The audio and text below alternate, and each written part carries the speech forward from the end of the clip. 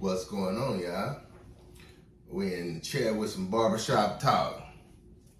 So I just did a video the other day about relationship advice for my boys, and some of the points that I hit, I want to go into a little bit further on.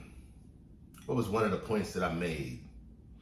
I believe that men should not pursue women. I know that sounds weird. Like, why would you say something like, I guess women think that men should pursue them, but I would say this. When you pursue someone, you pursue them off of looks. You see what they look like, and then that's when you go after them. What I would say is, I believe that a man should have friends. And by having friends, it's like, if you want to do something, basically what I'm saying is, the word girlfriend should be removed from a man's vocabulary. I believe that you should date. And what that looks like is a man should be focused on himself, doing the things that are needed to better himself, always working to make yourself.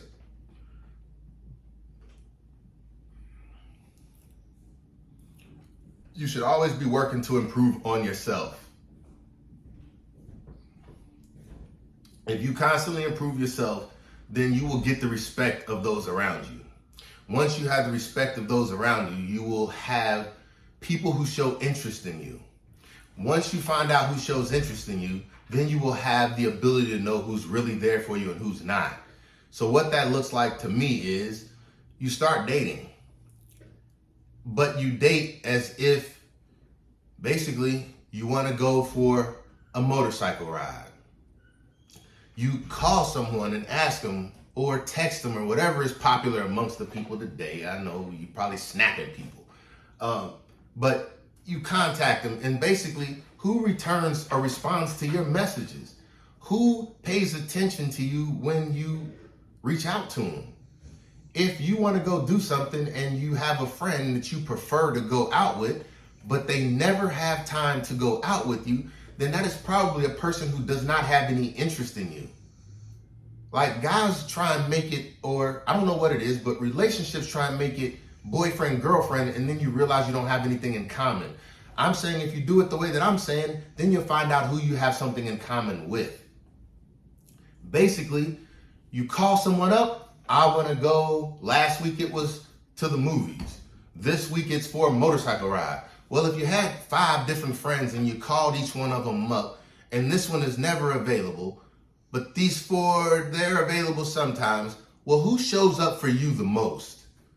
Who shows up for you the most? It's really just that simple. Whoever shows up for you the most is probably the person you have the most in common with. They're probably the person that you're most interested in. And, well, I'm saying they're the person who's most interested in you because they constantly make time for you. So I'm saying, if they were one of the 5 people that you were hanging out with, clearly you're interested in them as well. So it would only make sense to move forward with the one who's moving forward with you. I'm not trying to tie the two, but I'm saying even for service dog and dog training, it's best to find a dog that shows interest in you, or else you're gonna have a dog that's gonna be hard to interact with. It's gonna run away from you every chance it gets. It's gonna make it hard. What I'm saying is, someone who already is moving in your direction is gonna make your life a lot easier than chasing someone who doesn't wanna be around you.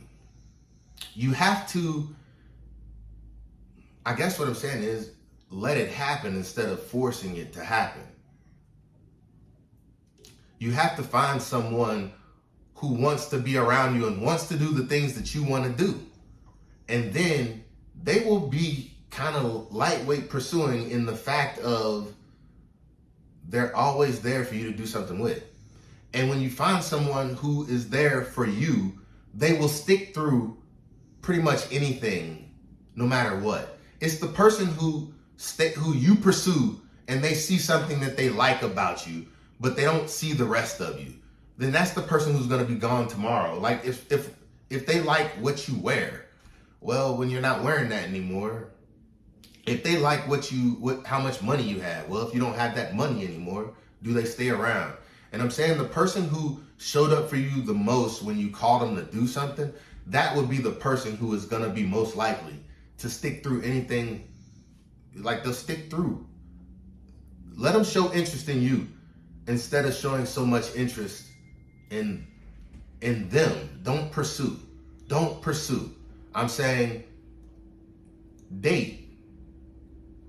I don't know if that made things better or worse, but what I'm saying is find the one who makes you feel the best, who makes you feel like they have time for you, who makes you feel like you're important. This is advice for everyone. I'm talking to men because I have boys, but I guess what I'm saying is this is the thought process that, I don't know, it worked for me. That's how I met my wife. And I'm saying when you find the one who shows the most intention in you, that's when you change from a person you're dating to a person you want to marry. I say instead of instead of dating one person in the intent of trying to put a ring on that one person's finger, I'm saying date until you find the person you want to put the ring on their finger.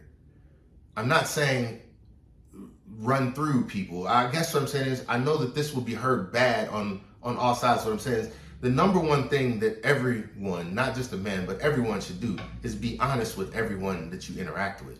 Like, you should never, I don't know, like lying should not, we should not have to discuss the aspect of liars in this conversation.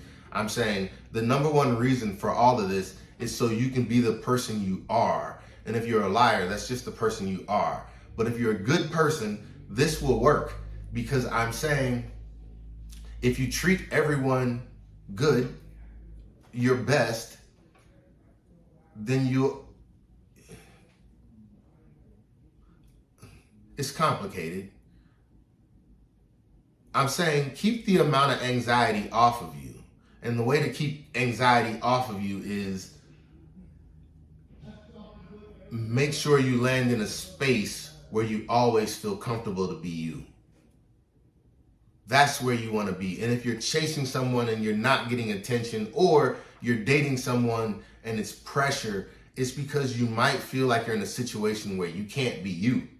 And if you can't be you, it's going to be hard to make that image last for a long time. That is the hardest thing, is faking a situation. And I think the reason why a lot of people struggle in relationships is because they're not themselves. And then when they're dealing with the consequence of not being themselves, it's hard to understand why life is falling apart, if that makes sense. I don't know, it's complicated, and I feel like you throw rocks and you get hit by them. I don't feel like I have it all figured out. I'm just saying the things that I feel like have worked for me. I've always been able to be me. And I'm not saying whether that's credit to my wife or not. What I'm saying is she allows me to be, and I am able to be all in one, if that makes sense.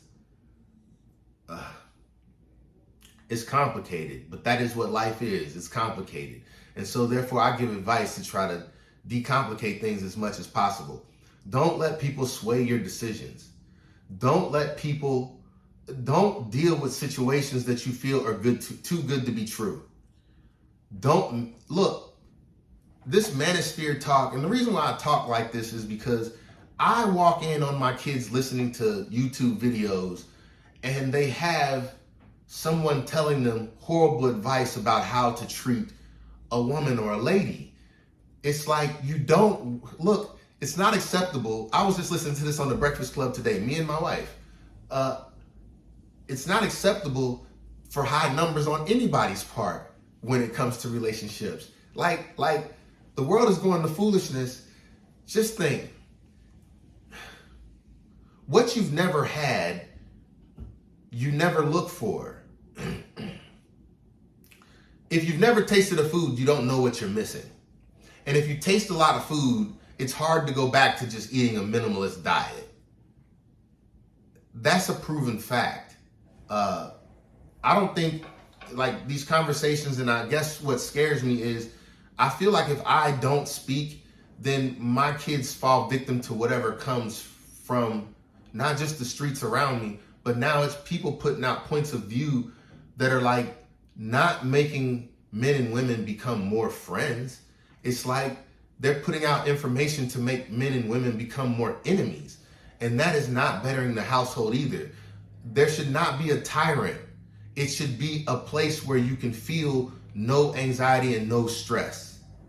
That's what it's supposed to be about. Not, look, I don't want to, look, I'm running behind. I got a client about to come in now and I'm sitting in a chair doing this video. I'm saying there will be more conversation like this, and I'm going to get my thoughts together better than I did today. But I'm just saying, hey, we on our way. Here we come.